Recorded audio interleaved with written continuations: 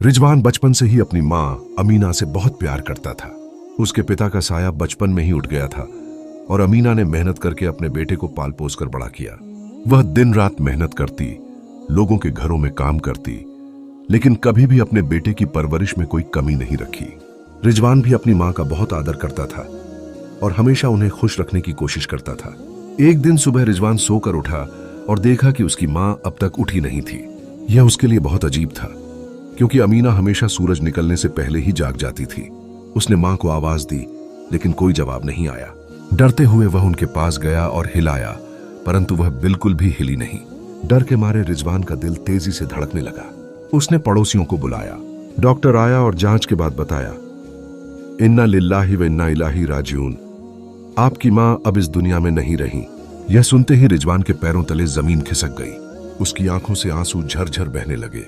वह अपनी मां के पार्थिव शरीर के पास बैठकर फूट फूट कर रोने लगा। घर में रोने चीखने की आवाजें गूंजने लगीं। पड़ोसी और रिश्तेदार भी आकर संवेदना प्रकट करने लगे, लेकिन रिजवान के लिए यह सहन करना बहुत मुश्किल था। उसकी दुनिया ही उजड़ गई थी। वह बार बार मां के चेहरे को देखता और कहता, अम्मी, आप मुझे छोड़कर क्यों चली गईं? मैं अब कैसे जीऊंगा? मां का जनाजा तैयार किया गया और उसे कब्रिस्तान ले जाया गया। रिजवान अपनी मां के अंतिम दर्शन करता रहा और रोता रहा। जब मिट्टी डालने का समय आया तो उसके हाथ कांप रहे थे। आखिरकार मां को सुपुर्दे खाक कर दिया गया। रात हो चुकी थी। घर सूना था। वह बिस्तर पर लेटा, लेकिन नींद नहीं आ रही थी। उसकी आंखों में आंसू थे और दिमाग में बस मां की यादें, मां की मीठी बातें, उनका प्यार, उनकी तकलीफें, सब कुछ याद आ रहा था। वह सोचने लगा, मां ने मुझे पालने के लिए कितनी तकलीफें सही और मैं उन्हें खुश भी नहीं रख सका। उसके दिल में अफसोस था कि उसने कभी मां की मेहनत का ठीक से शुक्रिया नहीं किया। अगली सुबह वह कब्रिस्तान गया और मां की कब्र के पास बैठकर रोया, लेकिन फिर उसने खुद को संभाला और कसम खाई, अब मैं अपनी मां के सपनों को पूरा करूंगा, उनके नाम पर नेक काम करूंगा और गरीबों की मदद करूंगा। उसने मां के सिखाए हर सबक को अपने जीवन में अपनाने का फैसला किया और जिंदगी में आगे बढ़ने की ठानी। यह कहानी हमें सिखाती है कि हमें अपने माता पिता की कद्र उनके जीते जी करनी चाहिए। उनके जाने के बाद पछताने से बेहतर है कि हम उनके रहते ही उनका सम्मान करें, उनकी सेवा करें और उन्हें खुश रखने की पूरी कोशिश करें। समय बीतता गया, लेकिन रिजवान के दिल से मां की यादें कभी धुंधली नहीं हुई। हर शुक्रवार वह कब्रिस्तान जाता, मां की कब्र पर फूल चढ़ाता और उनके लिए दुआ करता। वह हमेशा सोचता, काश एक बार और मां के गले लग पाता, उनका हाथ अपने सिर पर महसूस कर पाता। लेकिन वह जानता था कि मां चाहती कि वह रोने के बजाय अपने जीवन में कुछ अच्छा करे।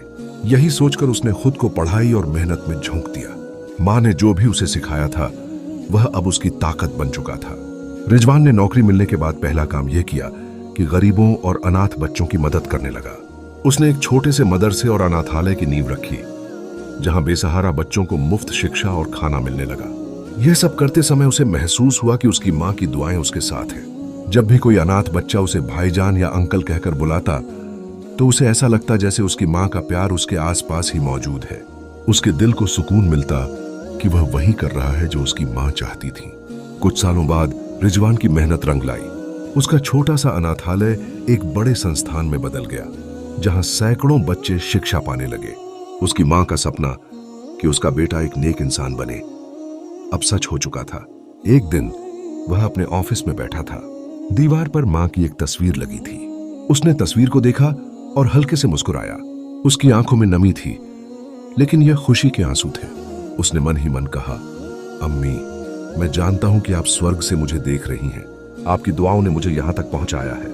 इस कहानी से हमें यह सबक मिलता है कि मां बाप का साया दुनिया की सबसे बड़ी नेमत है। हमें उनकी कद्र करनी चाहिए और उनके जाने के बाद भी उनकी दुआओं को अपने कर्मों से जिंदा रखना चाहिए। उनके सपनों को पूरा करना ही उनका सच्चा हक अदा करने का तरीका है। रिजवान की जिंदगी अब पहले जैसी नहीं थी।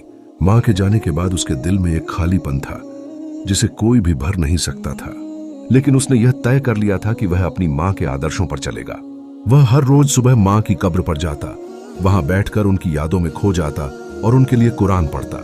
एक दिन जब वह मां की कब्र के पास बैठा था, तो एक बुजुर्ग आदमी वहां आए और बोले, बेटा, तू अपनी मां के लिए बहुत रोता है, लेकिन क्या तूने सोचा है कि वह आज तुझे देख रही होंगी? अगर तू रोएगा तो उन्हें तकलीफ होगी, अगर तू उनके लिए नेक काम करेगा तो उन्हें सुकून मिलेगा। यह सुनकर रिजवान की आंखों में आंसू आ गए, लेकिन अब उसने खुद को संभालने की ठानी। रिजवान ने मां की सिखाई हुई हर बात को अपनी जिंदगी में अपनाना शुरू कर दिया। वह नमाज का पाबंद हो गया, गरीबों की मदद करने लगा और हर दिन अपने माँ बाप के लिए दुआ करता। एक दिन जब वह अपनी नौकरी से लौट रहा था तो रास्ते में उसने एक भूखा बच्चा देखा। उसने उस बच्चे को खाना खिलाया और उसके लिए नए कपड़े खरीदे। जब वह बच्चा खुश होकर मुस्कुराया तो रिजवान को ऐसा महसूस हुआ जैसे उसकी माँ भी स्वर्ग से मुस्कुरा रही हैं। उसने मन ही मन कहा, अम्मी, मैं आपके सपनों को पूरा करने की कोशिश कर रहा हूं। आपकी दुआएं हमेशा मेरे साथ हैं। उसने अपनी जिंदगी को नेकियों के रास्ते पर पूरी तरह समर्पित कर दिया।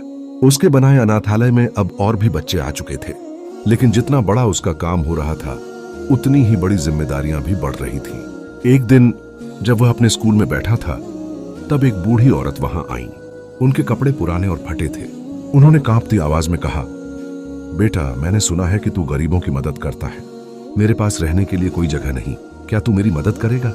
रिजवान ने तुरंत उन्हें एक घर का इंतजाम कर दिया और कहा, अम्मी, अब आप अकेली नहीं हैं। जब तक मैं जिंदा हूं आपको किसी चीज की कमी नहीं होगी।